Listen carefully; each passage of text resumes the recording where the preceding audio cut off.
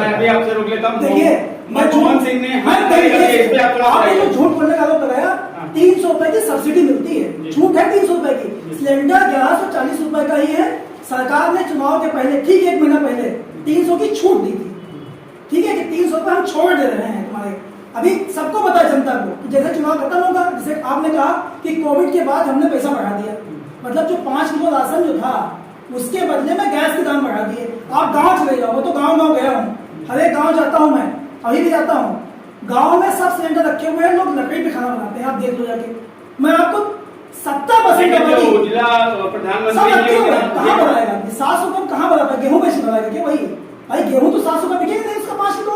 बताइए क्या कहेंगे अभी और एक चीज सुन लीजिए, यही बाजार है, यही बाजार, यही पर क्या होता है, कॉटन गेहूं बिकता है, बटता है गेहूं में, और यही के दुकानदार खरीद लेते हैं उसको, यही के दुकानदार खरीदते हैं, फिर उसी से लोग तेल खरीदते हैं, उसी से लोग मिर्चा खरीदते हैं। मोदी जी कपड़ा बदलते हैं दिन में 5 बार।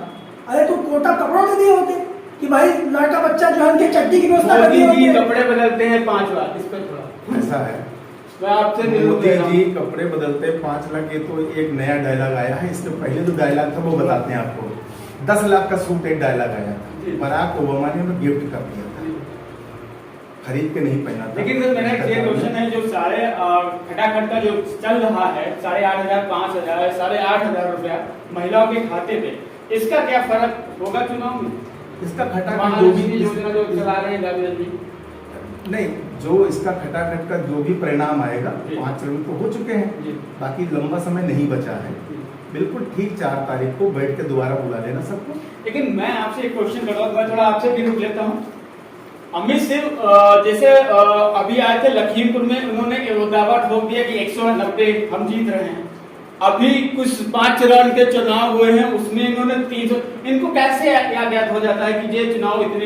ऐसा होता है, हमारे कार्यकर्ताओं का एक नेटवर्क है। जैसे सरकार के अपने होते हैं सूत्र, ऐसे हम हमारे कार्यकर्ताओं का सूत्र है, और उसमें हमारा राष्ट्रीय अध्यक्ष, प्रदेश अध्यक्ष, जिला अध्यक्ष, उसके बाद हमारा बूथ अध्यक्ष, पन्ना प्रमुख, यानी पन्ना प्रमुख जो होता है सबसे अंतिम कड़ी होता है, और वो वही जमीन से जुड़ा हुआ मेरा कार्यकर्ता होता है, और उसके पन्ना प्रमुख पे 30 वोट सिर्फ उसके जिम्मे दिए जाते हैं, और वो जो फीडबैक भेजता है यहाँ से कि यहाँ से हमको क्या मिला, वो हमारा सर्वे है। और वो सर्वे मजबूत होता है, जमीन से जुड़ा सर्वे होता है, हवाई सर्वे नहीं होता। ना हमें सुनो, ना हमें ये आदत होती है कि उत्तर प्रदेश के लोग समझदार कम हैं इसीलिए हम वायनाड चले आए थे। देश में कोई समझदार कम नहीं है, सारे लोग समझदार हैं।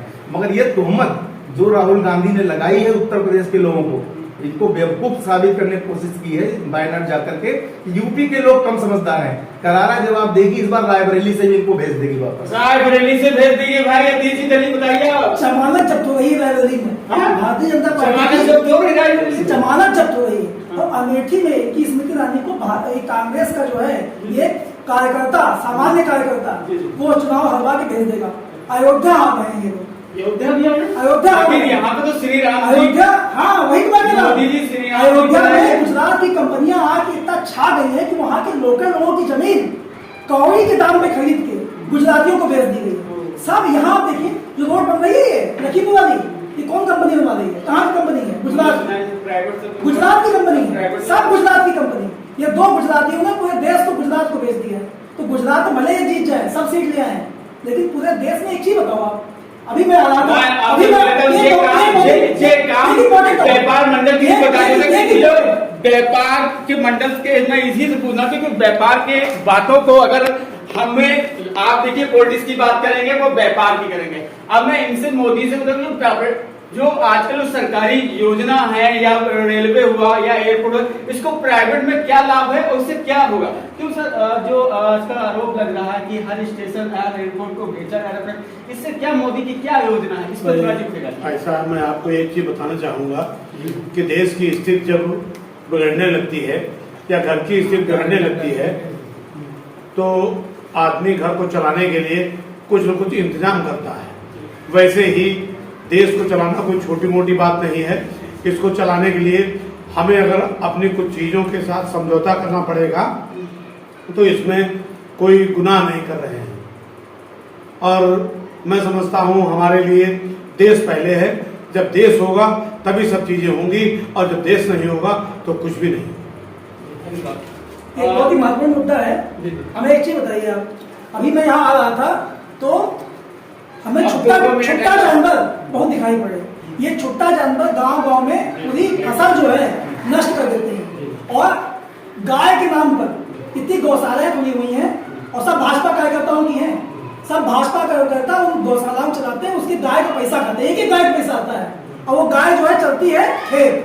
जिसकी गाय खेत जो है खेत चल रही होगी जिस आदमी का, जिसका लड़का बेरोजगार घर पे बैठा होगा, ठीक है, जिसकी लड़की शादी के लिए 5 किलो राशन बेच की लड़की शादी हो जाएगी। अभी शादियां हुई है यहाँ, भारतीय जनता पार्टी करवाई है सामूहिक विवाह, भैया बहन की शादी करवा दी भाई बहन की शादी पैसा के लिए, ठीक है, सब फर्जी शादियां। जितने सामूहिक विवाह टाइप के होते हैं सब जिसकी शादी हो चुकी पहले उसकी शादी करा देते हैं। ये धोखा आम आदमी ने किया है, सरकार ने तो नहीं किया है। सरकार का जांच करने का काम है ना, सरकार का काम जांच करने का है। ये धोखेबाजों की सरकार चल रही है, फल्सिफिकेशन जाने वाली है। जैसे आप पर आरोप पे आरोप लगाए जा रहे हैं कांग्रेस के द्वारा, और इसके पर आप क्या कहना चाह रहे हैं? ऐसा है, अभी उन्होंने कहा कि वो जो शादियाँ हुई उसमें भाई बहन की शादी कर रहे हैं। हमें आप ये बताइए, असल में उनकी थोड़ी गलती नहीं है। कुछ एक वर्ग ऐसा है जो जुड़ा है इनके साथ, वहाँ हो जाती है भाई बहन की शादी। हो सकता है उन्हीं में से कोई हो, नहीं हो सकता। और अगर भाई दुबे वो था तो एक बात सुनो आप, इसका मतलब आप एक गैर जिम्मेदार विपक्ष की भूमिका अदा कर रहे हैं। इस चीज को आपको सामने लाकर इसकी लड़ाई लड़नी चाहिए। और अगर आप इस चीज को मीडिया के सामने न्यायालय में और इसके खिलाफ कानूनी कार्रवाई नहीं करा पा रहे हैं तो आपको विपक्ष में भी रहने का अधिकार नहीं है। इसको उजागर करना विपक्ष में भी रहने का अधिकार नहीं है। इस पे आप ये हम लोग भी तो उठाए थे, जानते हैं वो जो करप्शन जितना भी होता है वो हम लोग ही उठाते हैं। कहां तक ले गए? आप एक चीज समझिए, यहाँ पर जब किसानों की हत्या कर दी गई तो विपक्ष नहीं उठाया, प्रियंका गांधी सीतापुर जेल में गई, तब भी आप लोग जो है उस पर बहुत ज्यादा कार्रवाई नहीं कर पाए। आपकी मंत्री जी कहते रहे कि हम जो है, मंत्री जी कहते रहे कि हमारा बेटा निर्दोष है, मैं इस्तीफा दे दूंगा अगर हमारे यहाँ हमारे बेटे ने कुछ भी किया होगा। हमारा बेटा का ही नहीं वहां पर। बाद में क्या हुआ, मंत्री सरेंडर हो गए, बेटा जो है वो जेल गया। उसके बाद क्या हुआ आप खुद सोचिए, कितनी गालियां देते हैं आपके जो प्रत्याशी रहे हैं यहाँ के, वो कितनी गालियां रखते हैं सार्वजनिक स्तर पर, कई वीडियो वायरल हुए हैं। तो ऐसे व्यक्ति को क्या भाई कहाँ संरक्षण मिला हुआ? अभी वो आए थे अमित शाह जी, वो बोल गए कि इनको वोट दीजिए, इनको जो वोट देंगे तो इनको हम बहुत बड़ा आदमी बना देंगे। यही सब थे, बहुत बड़ा आदमी बना देंगे। मतलब अभी कम पैसा है क्या? अभी कैनी जी को बहुत बड़ा आदमी बना देंगे। अरे हम कैनी जी को बड़ा आदमी कैसे बना देंगे? थोड़ा इधर से आ रही हवा आ रही कांग्रेस से, उस पर थोड़ा ऐसा है। इसको राजनीतिक भाषा में ये कहा जाता है कि आप इनको वोट दीजिए, इस बार इनको हम और बड़ा दे देंगे, मतलब बड़ा पद दे देंगे, जो भी हो। ये राजनीति में संभव होता है। गृह मंत्री और सभी अब इनके यहाँ एक नेता ऐसे हैं जिनका नाम है जयराम रमेश, बेचारे कभी सभासदी चुनाव नहीं जीते मगर राष्ट्रीय पूरी पार्टी की नीति वही तय करते हैं। ऐसे भी नेता हैं इनके यहाँ, सभासदी नहीं जीते मगर पूरी पार्टी की नीति वही तय करते हैं। तो ऐसा नहीं, यहाँ नेता अगर वोट देगी, जनता वोट देगी तो नेता बनेगा। उसके बाद ये पार्टी का निर्णय, उसको क्या पद देती है नहीं देती है, ये हम लोग उसमें कुछ नहीं कर सकते। और उसके अलावा कई चीजें इन्होंने जो बताई अभी कि वो 5 किलो राशन में क्या हो सकता है, खाली 5 किलो राशन ही इनको याद है। इनको आवास योजना नहीं पता है, इनको उज्ज्वला योजना नहीं पता है, इनको फ्री बिजली कनेक्शन नहीं पता है। कांग्रेस 8,500 महिलाओं को भी दे रही है। और नहीं, बड़े वो दे रही कहाँ है? खाली केरल में मिला है सरकार। अरे सुनो, इसमें क्या है, अभी आपने कहा जयराम रमेश का नाम दिया, पीयूष गोयल आज तक चुनाव लड़ रहे हैं सभासदी का।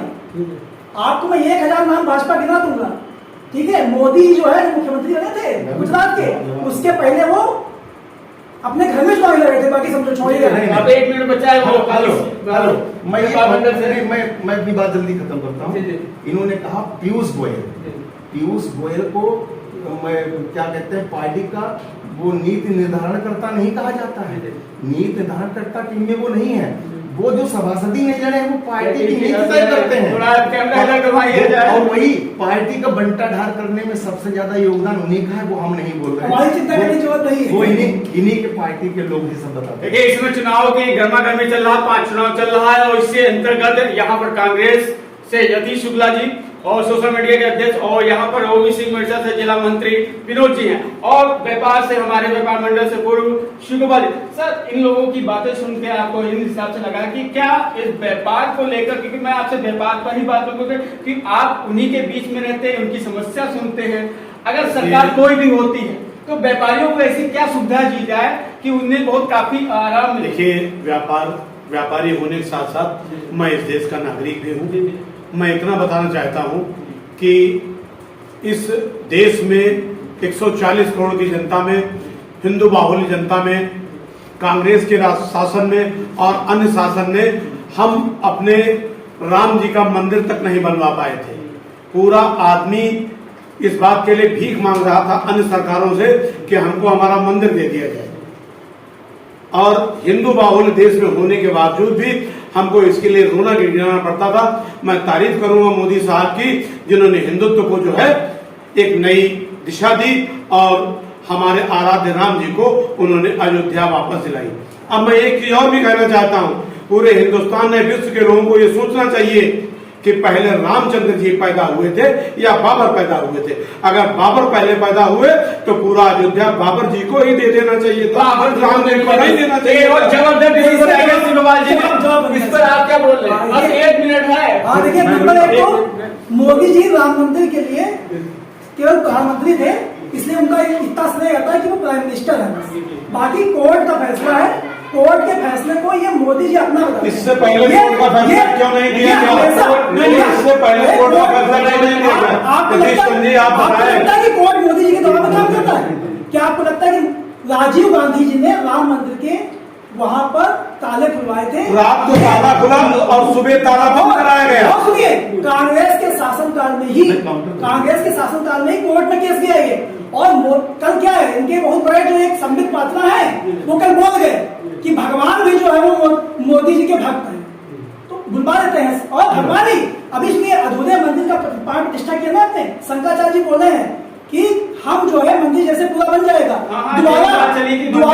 दोबारा हम जो है प्राण प्रतिष्ठा करवाएंगे अधूरे मंदिर में। राम तुम्हारे साथ है ही नहीं, राम भी आया है, राम ये नाम भी कहलाएंगे। एक मिनट, अभी जो बात हुई थी कि इन्होंने कहा कि कोर्ट की देन है मंदिर, मैं केवल ये पूछना चाहता हूं, 27 वकील कांग्रेस ने लगा रखे थे कपिल सिब्बल की टीम के साथ में, अभिषेक मनु सिंघवी के साथ में, सिर्फ एक ही बात, एक ही एफिडेविट लगता था कि आज फला प्रांत में चुनाव है, इस निर्णय को मत करिए नहीं तो चुनाव प्रभावित होगा। इतना बड़ा देश है, हर दिन कोई ना कोई चुनाव होता है। आपने चुनावों के लिए सिर्फ मंदिर को निर्माण रोकने के लिए आपने फैसले को रुकवाने का पाप किया है, और उसी का नतीजा होगा जितनी सीटें इस बार थी उससे भी कम होंगी। और डंडे की चोट पर कहता होगा दम है किसी कांग्रेस के राष्ट्रीय नेता में, अपनी सीटें बताएं हम कितनी होंगी। देखिए यहाँ पे इसमें कभी ज्यादा राम का व्यापार, राम मर्यादा पुरुषोत्तम है, राम मेरे आराध्य देव है। राम काल्पनिक है, कहता है बाबरी मस्जिद, बाबर पहले आया या राम पहले? राम कभी भी अपना, अरे आपको राम लेने का अधिकार है, हिंदुस्तान की मिट्टी जिन लोगों ने राम को काल्पनिक कहा, राम पैदा नहीं हुए। दिग्विजय सिंह कहता है राम किस कमरे में, वो लोग लेकिन यतीश जी ने अभी तक पानी नहीं दिया। यतीश जी धर्मनिरपेक्ष देश में आज जितनी भी कांग्रेस से नहीं किया, पानी भी नहीं दिया। मोदी जी कहे हैं कि जिस दिन मैं हिंदू मुसलमान करूंगा उस दिन जो है राजनीति में नहीं रह पाऊंगा। अब वो बहुत भयानक हिंदू मुसलमान करती है। आप ये नोट कर लीजिए। एक मिनट, अब इन्होंने बहुत बढ़िया बात कही और इनके नेता कई बात बता रहा हूँ, अभी जल्दी की है। मोदी जी ने सही कहा, मैं हिंदू मुसलमान नहीं करता हूँ। इनके नेताओं ने मालूम क्या कहा है कि अगर हम सत्ता में आए तो 4% आरक्षण मुसलमानों को दे दूंगा, और कर्नाटक में बात किया है इस बात को। ये हिंदुओं को भड़काने के लिए, देखो जिसको नौकरी नहीं मिलेगी वो ना हिंदू बचेगा ना मुसलमान बचेगा। सबसे अधिक फायदा किसको पहुंचता है योजनाओं का, सबसे अधिक आवास किसके बने हुए हैं इनके शासनकाल में, सब जानते हैं ना। हिंदू जानता नहीं है क्या? एक चीज बताइए, कर्नाटक में जिन लड़कियों का गैंगरेप हुआ है वो सब हिंदू थे। ठीक, यहाँ जो पत्रकार निघासन में, वो भी हिंदू था। तो सबसे अधिक कष्ट हिंदुओं है इनके शासनकाल में। खाली धर्म का नाम, राम का नाम लो, पेट थोड़ी राम का नाम लेता है। देखिए यहाँ पर एनएम न्यूज पर कांग्रेस और बीजेपी के द्वारा काफी अच्छी डिबेट रही। एनएम न्यूज स्टूडियो पे यहाँ पर व्यापार मंडल श्री गोपाल ने व्यापारियों का दर्द बताया और विनोद जी ने अपनी सत्ता के बारे में बताया और कांग्रेस जी ने अपनी सत्ता को बताया। यहीं पर दोनों में काफी जिराबाजी भी रही, एक दूसरे पर टिप्पणी करते रहे और एक दूसरों पे आरोप भी लगाए। लेकिन आरोप कितने सिद्ध होने हैं ये 4 जून को पता चलेगा। मैं नरेंद्र अग्निहोत्री, एनएम न्यूज से, जय हिंद।